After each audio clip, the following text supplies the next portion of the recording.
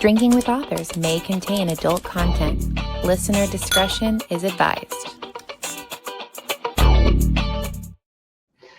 Hey everyone, Nick Savage here again, author, artist, pretentious douche for the evening. I just always add in a third random thing. Tonight it was pretentious douche. And of course, I am hosting Drinking with Authors, sponsored by Four Horsemen Publications. And this evening we have the lovely CK Westbrook, who is joining us. And she is going to tell you about her books and her beverage of choice right now.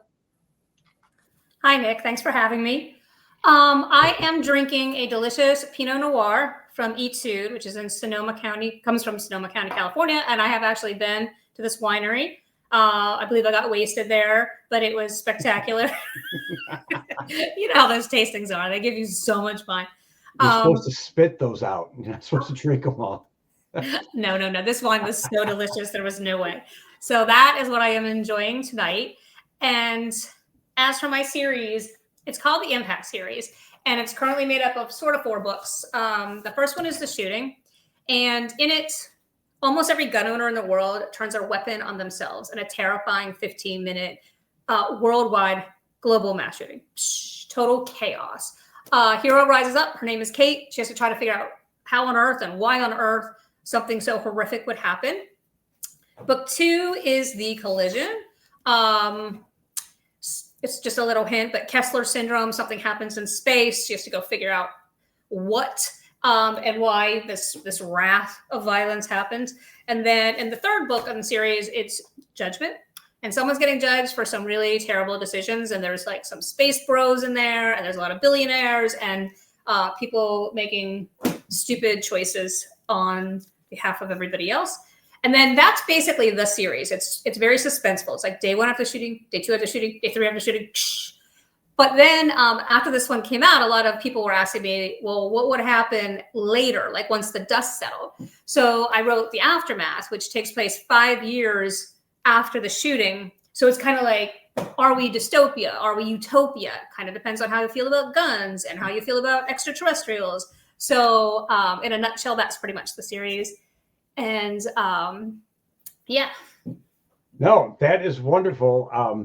I know a little bit about your series and stuff like that, and I like the fact that it starts, I don't want to say it's plot driven by any means, but it starts with the shooting, like the actual, and you just dive right into it, which I find very fascinating. When you write, you had the idea for the story. Did you plot out a lot of it, or are you a pantser?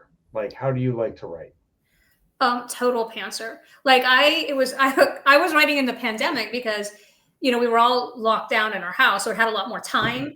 And I just like pulled together all these things that were giving me like anxiety. Like I'm a really big advocate against gun violence, especially like shootings, mass shootings. And I've been to lots of protests. So I was like thinking about that. And here we are in a pandemic, which is driven by abuse of ecology and wildlife and nature.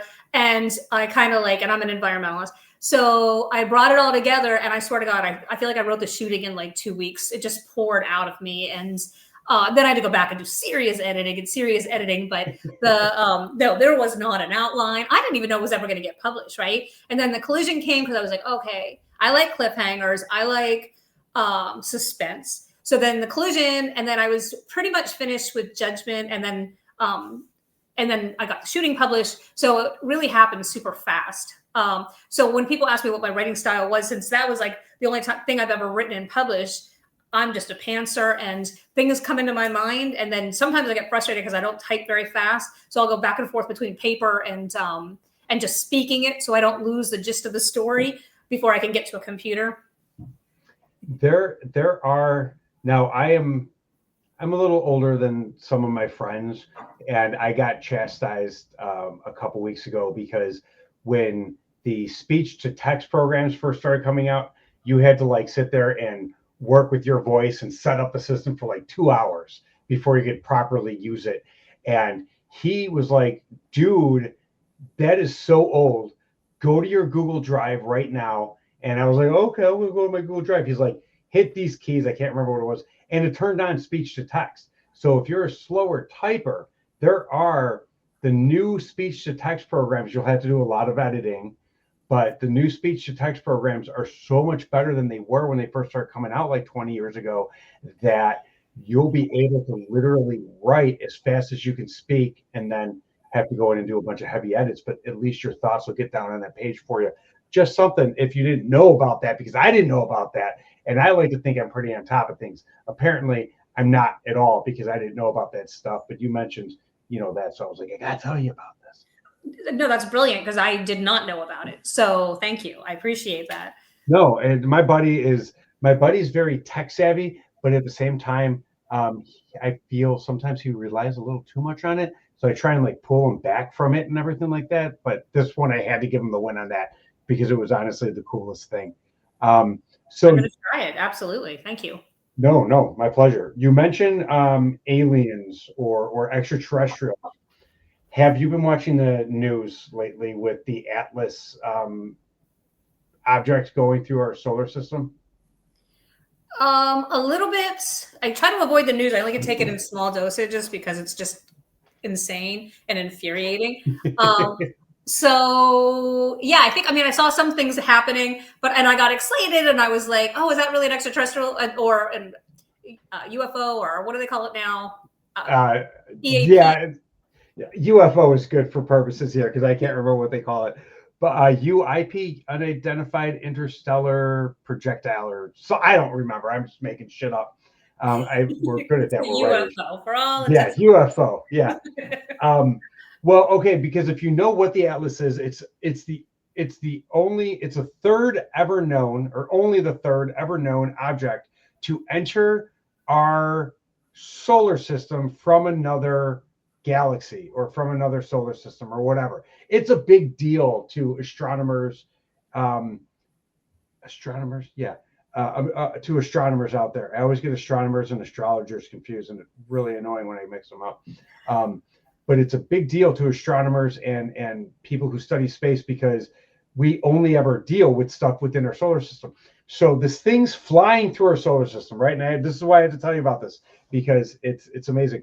This thing's flying through our solar system. One, the tail of it, which should look a certain way, because everything we know about physics, comets release stuff on the tail, and the tails look a certain way. It defies everything we know about how tails should look on the comet. Then the tail started changing color at some point, or something like that. And it started accelerating, and everything we know about physics, unless something acts upon a force, the acceleration and the velocity of it does not change. But it started speeding up. And then it flipped without being interacted on. Like, it just was like, because it's like oblong. So imagine like a grain of rice just flipping over without anything touching it. How bad do you want this to be, aliens? I get asked that question a lot about, like, I don't know. Like, I feel like as an environmentalist, we're pretty mean. Humans are mean. So I sometimes flippantly say, if you are an extraterrestrial, please just stay away from us, because we will entrap you, kill you, give you disease, eat you, have sex with you. I mean, we are not good to things we do not understand, and we never have been. So if they're much smarter than us, like the extraterrestrials in my book, then I feel like to a certain extent they can protect themselves from us, but things happen in my book. So I don't know. Like, I'm like, would I be excited? Yes, it would be fantastic. But I'm also like, stay away, protect yourself. That reminds me of an episode of CSI, the original, with Gil Grissom, where he actually, there's an episode where it's X-Files-esque, with like, they're talking about extraterrestrials, and he says, if there are extraterrestrials watching us, they'd be smart enough to stay away. And it's sad, but it's true. I think 100% we would not be able to handle that kind of knowledge as a species. I think the animals would be okay. You know what I'm saying? Like, had we not existed and the aliens just came down, we're like, oh, look at the elephants and the monkeys and the alligators. The animals would be like, hey, look at these things that are looking at me. But humans would be like, hey, let's take it apart and see how the insides work.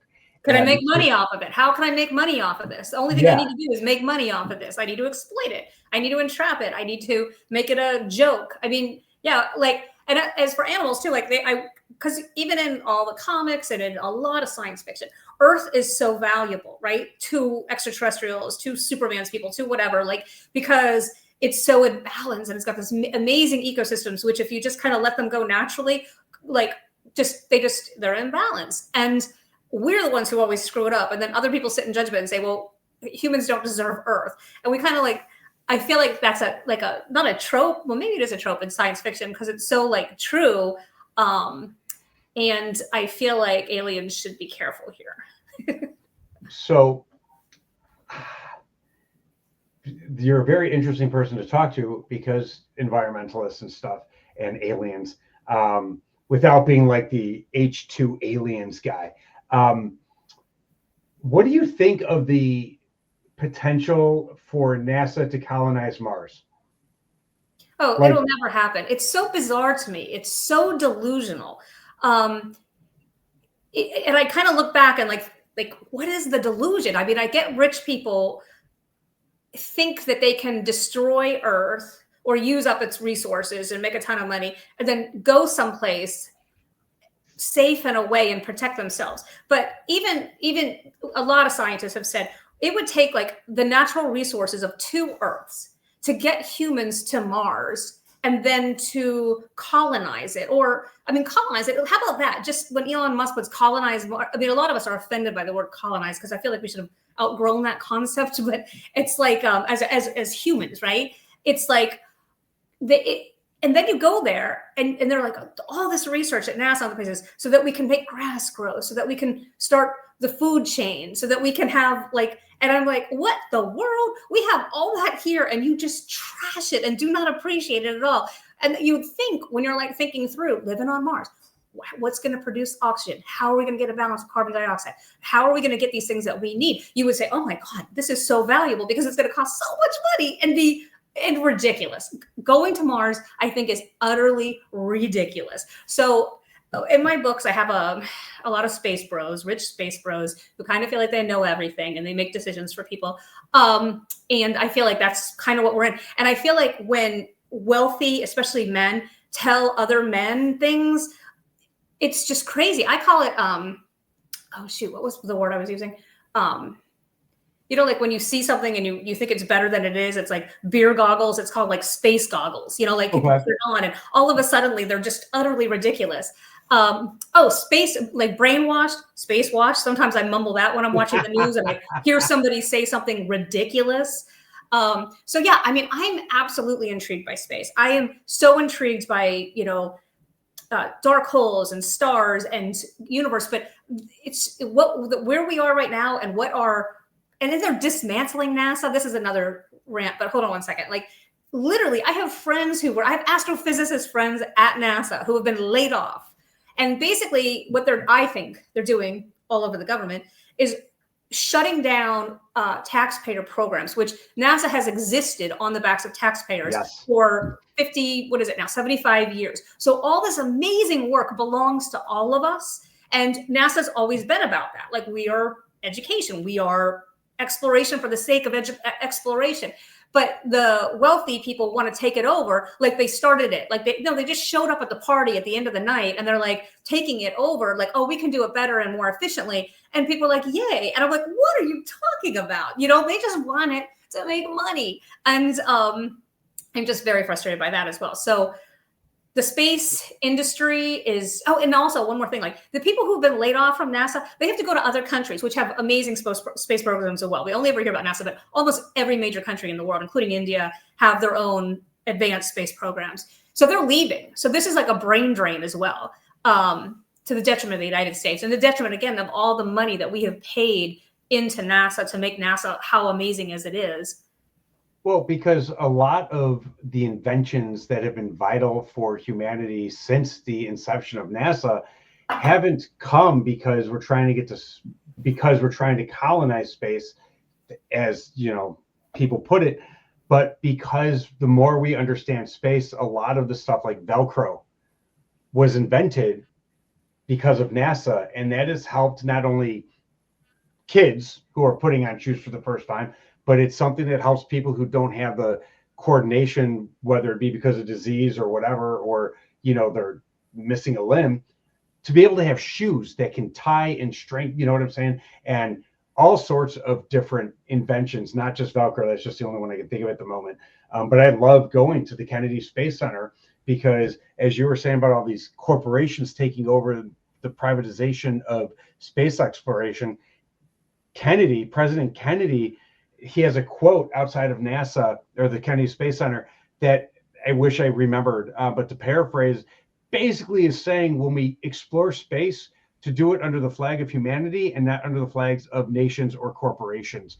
And the fact that that's been pretty much ignored to try and make a buck is really something that I think irks me and rubs me completely the wrong way, because Neil deGrasse Tyson, if I'm saying his name right, I always confuse his last name, said that if we have the resources to have it, you know, to colonize Mars, we have the resources to save Earth. And the fact that we're not, and this is me, he said that, I'm saying this, the fact that we're not is just laziness, you know, and greed. So I 100% agree with you on that. And there was this short story called The Survivors. I think it was written by T.M. Ham, if I'm getting that name wrong. And it's I read it to be on this one sci-fi podcast, and we all had character roles, and the book was fascinating. Basically, the astronauts get to Mars. They wreck, you know, kind of a classic sci-fi thing, like with their spaceships. So only a few survivors make it, and they're like, we have to make it to the other side of Mars. We think there might be some water or air before we run out of the natural resources that we need to survive. So they go out and they don't make it. And they're like, oh, look at these dust bunnies and look at this hole and look at this big dark thing. And these are all living things on the planet, but they go in with their total human mind and human eyes. And they're like, that's just garbage. It's stupid. You know, like we can kill it. No, that's their planet. And you just thought you'd show up and colonize it. Oh my God. And then the end is really tragic and interesting. Like the things that the captain says at the end. And I read it and I was like, wow, this is really good. And then I found out the book was written in 1960. And I was just like, whoa, my mind was even more blown because it was all about the environment and selfishness and the inability for us to see anything outside of our own perspective. And I thought that was just amazing. So people have known these things a long time. And I just kind of feel like, and also there was like, even in my book, in Aftermath, I mentioned the kilonova of 2017 where the stars collided and made a black hole. And a bunch of minerals came out of that, like titanium, gold, other valuable things that people think are really other things that are really valuable. And I was like, in the book, even though I kind of made this up, that kind of started the billionaire space bro into space. Because then they were like, oh my God, there's so much money up there. If we can just get up there, we can just harness this and we can take over all these industries without even having to get to Mars. Like maybe Mars and all this stuff is just the space lighting, like gas lighting or space washing, like get people to focus on something when they want something else. And then like even I've written so many books, but some of them they reference like, oh, we don't have enough launches to cause horrible space debris in space. Like there's not enough. But from 2017 to like now, it's exploded. I mean, there are so many. I think in the US alone, we've had like 200 or 300 launches from Florida, from Kennedy Space Center, from Brevard in this year. So, and there's so much garbage and pollution. I mean, we are trashing space. We are literally trashing space, just like we're trashing Earth. And I really don't want us to trash Mars. No, and it's funny because I've lived down here for 10 years in the Orlando area, almost 10 years. And we can see launches. Now I'm 2.5 hour drive or an hour and a half drive. I don't even remember anymore from Kennedy. And we see the launches. We don't hear them, but you know, you see the launches up in the sky. They become so commonplace. It's not even fun to watch anymore. Like they're like, oh, there's another giant hunk of metal. You know what I'm saying? Going into the atmosphere. Hope it doesn't fall to the ground because I'm in all honesty, SpaceX sucks. Half his launches don't work. They get canceled. they, explode. And I'm like, why the hell does this guy still have his government contracts? If anyone else had his success percentage, if he was on a baseball team, he'd be traded or dropped. If he was a surgeon, he'd be killing patients left and right. But for some reason in this field, they're like, no, just give him more money. And I'm like, dude, he's not doing anything worthwhile at all. And even his satellite launch, his satellites for communication, he'll put up like 100 in a month, and like 50 of them are defunct by the end of the month. So much garbage, and it's actually now starting to come down. It used to be like a rare thing. Oh, rare, like it came down, and stuff is coming down that's big enough. I know that one piece went through somebody's house in South Florida, so the garbage is actually starting to come back. And also, it's just making space travel really dangerous. I mean, it's making the International Space Station extremely dangerous. They have to move the whole International Space Station like a couple of times a month now to get out of the way of space debris, which, if for people don't know, it moves at about 18,000 miles per hour. And it could be super, super tiny, like a piece of pee, like urine, or it can be like a defunct satellite, like ginormous. So it's so dangerous. And NASA, even on their website, it's like my symbol, I use it on my website and everything, is that the space debris going around planet Earth. And when you see the pictures and you're like, here's what Earth looked like in 1970, and here's what Earth looks like now, you're like, oh my God. It's in the lagoons, it's in the Kissimmee River, it's in the oceans, it's in the Gulf, it's everywhere. Pollution. And we never clean up one place and then say, okay, well, we got that cleaned up. Now we can move on to the next thing. Nope, we just move on and trash the next thing. And I grew up in Orlando, and I will say one thing that I remember, I went to Winter Park High School, and Challenger, I remember going outside to look up and watching Challenger explode. And that was in the 80s, when you would watch something very traumatizing like that, and then they just send you back to class. Yeah. Well, they didn't know how to deal with it. Like, the trauma response in the 80s was absolutely horrendous because they didn't have the everyday traumas like they do now with the school shootings and stuff like that. So in the 80s, Challenger exploded. They don't know how to deal with it. Let's just ignore it and go back to class and learn long division. You know what I'm saying? Type stuff. Instead of like dealing with the fact that you just saw 24 people die in a fiery wreckage and their bodies are disintegrated instead of falling back down to earth to be buried. They're just gone. And that we had all as kids been following, we were like heroes, especially, I would say in Central Florida, absolutely, but probably all over the country. It was a big deal even where I was living in Chicago at the time and stuff. And it broke the news and everything like that. And it wasn't even the last shuttle to explode. And I have my own opinions on them, like getting rid of the space shuttle program. I thought that there was much more potential than they ever were able to tap with it, just untapped potential, I guess. But now what they're doing with these old rockets again, they're just taking a step back in the evolution of the space program. It was rockets to shuttles, and now they're back to rockets when the shuttles offered so much more than the rockets ever could. And it's nuts. But the space garbage in and of itself, it never leaves. People are like, oh, it's space, and space is endless and empty, and it can just go on forever. It never leaves our atmosphere. It never leaves the gravitational pull of planet Earth, which means it's staying out there in the outer atmosphere, just circling and waiting to either disintegrate or fall back down. And they've never been able to study the environmental impacts of having that much foreign matter in the air up there and how it affects us down here. And it's just one of those things where I think they're doing a lot, and especially nowadays, a lot of good things poorly. But that's just. And even when you talk to NASA, you go on their website, they're like exactly what you just said. It'll disintegrate or it'll come back, and you're like, yeah. That's the same thing they said 5 years ago. That's the same thing they said when this whole and then sometimes I'm on a lot of space newsletters, right? So they have like advancements, and maybe we'll go and collect it or pick it up. And I'm like, they should just cut it off. You are not allowed to enter space until that is accomplished, until that mechanism or machine works. And watch how fast all the space bros and all the space agencies and programs around the world prioritize that, but they won't until they have to. It's because it's the same thing as on Earth. Like, hey, I just made a car. I just built a nuclear reactor. No, don't worry about the garbage. Don't worry about the waste. Yeah. And it's just history repeating itself over and over, and it's extremely frustrating.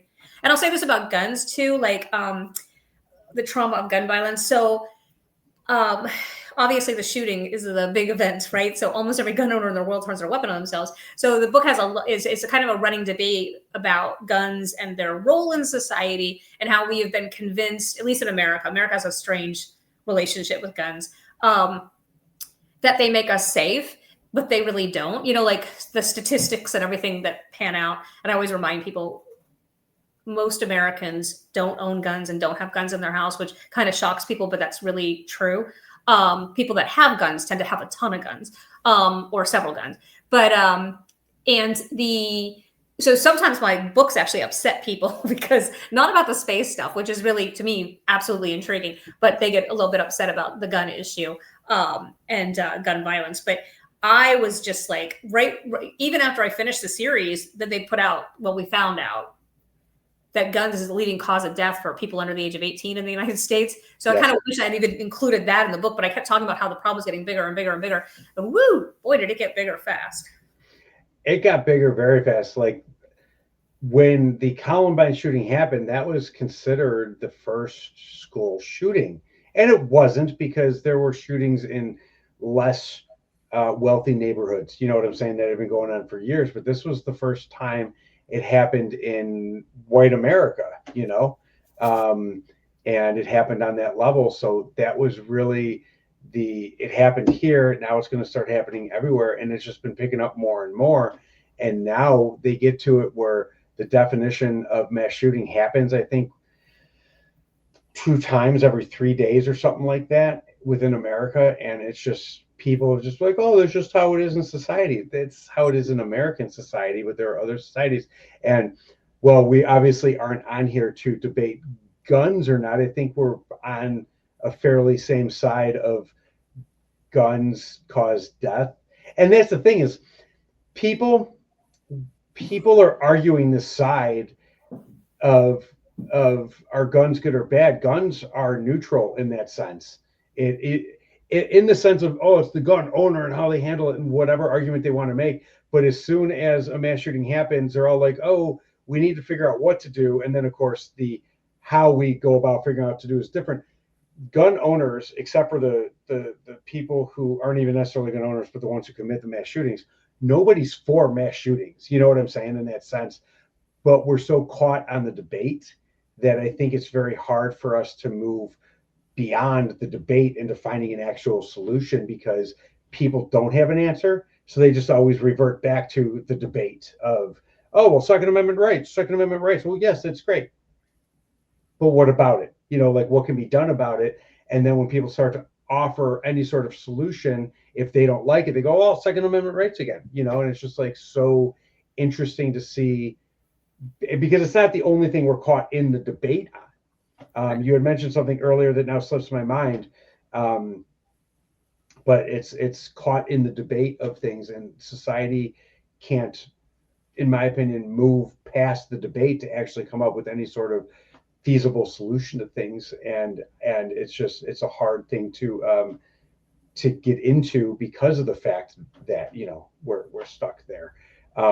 One of the things you might have think about was, I said, do they make us safe or not? Because that should be the debate and the conversation, not the Second Amendment. I mean, because we're sold that they're to make us safe. And in one of the books, there's a lot of statistics, but they were correct at the time, but things are so much worse even just since 2022. But one of the statistics I have is that how many Americans are shot by their dog every year in the United States, and on average it's 4.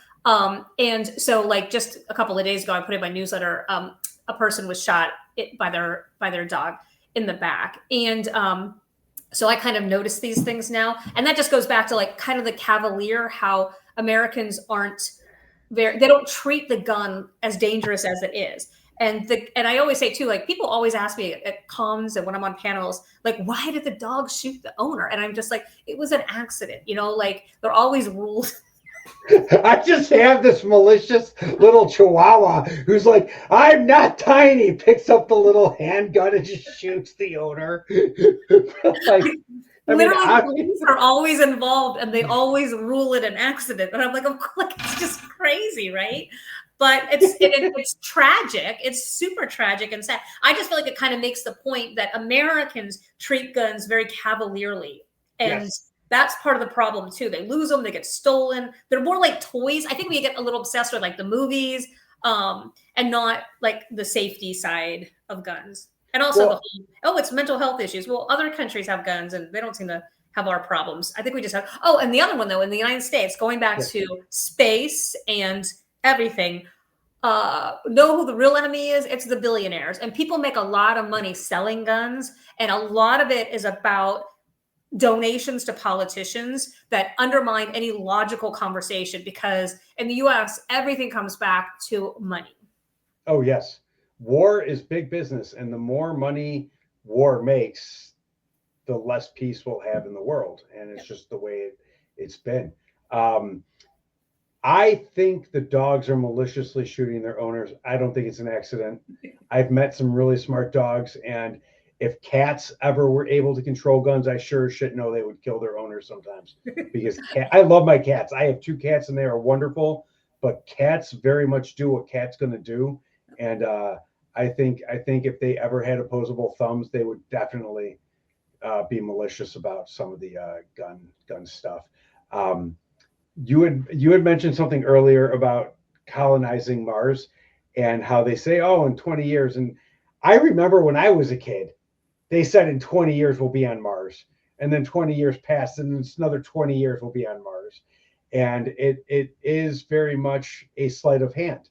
Like you were saying, with like, hey, look over here. We're going to go. Oh, let me get on the camera. We're going to go to Mars in 20 years, where this hand is stealing, you know what I'm saying, everything that we're not watching because they're saying we're going to go to Mars. And I definitely think that's has stuff to play into it. But I think as long as they can keep the masses entertained with, going to Mars, they'll be able to steal whatever the hell they want from us. Exactly. And a lot of what they're stealing is just our tax dollars, because we're subsidizing it, or we're not taxing it. Elon Musk is abusing Boca Chica, which is in Texas, because he can't get away with it in Florida, because and by that I mean he is exploding things and damaging natural habitat and endangered species land and tribal land. And it's just, and there's no regulations. You know what I mean? Like, it's like, where is anybody guarding it? Because he just makes a donation and then the regulators go away. It's really bad. And people are all like, there's an argument from certain political groups that we don't need regulations because people will regulate themselves. But it is proven time and time again that people won't do these things, which is why we had to put the regulations in the first place. And seeing now that money can buy away with any of the regulations is just corruption at its finest. And it's just horrendous to watch these things happening. So I am definitely with you on that. And there are certain things I would like to see happen in this world that I can't state out loud because of legal reasons. But I know it's all been said somewhere on my Facebook page, somewhere in code. But it is definitely that. All right. So where can we find you on social media? I have my website, which is www.ckwestbrook.com, and you can sign up for my newsletter there. And for socials, I have like CK Westbrook or ckwestbrook.author on Instagram, Facebook, TikTok, X, Blue Sky. So if you just put in CK Westbrook, it pretty much comes up. And please join my newsletter. I put a lot of like random facts about things that are happening, and I feel like it's very interesting. And the newsletter can be the sign up for the newsletter can be found on your website. Yes, as soon as you go to the website, it pops right up. Which is again www.ckwestbrook.com. Exactly. Yeah. And also, can I just say this too? I have two more books coming out in 2026, and they're prequels. Like, they're kind of like what led up to the shooting, like politically, in the space world, in the extraterrestrial world. So there's like 2 women, they're like best friends. There's an environmental crisis, so they both kind of engage in politics and in some other things. And so it kind of is like you might like it too, because it's kind of old school Florida and some of the mistakes that get made to lead up to a global mass shooting. Oh, that sounds very interesting. Those are both slated to come out in 2026. Yes. Do we have any more narrowed down, or no, we're still waiting on something a little more defined than 2020? As soon as I know, I'm going to put it in my newsletter. I'm going to have it all over my social media. I'm so excited about them. I hope it's soon. I have one last question to ask, and it's on the topic of writing, since we were so on topic of writing this whole half hour.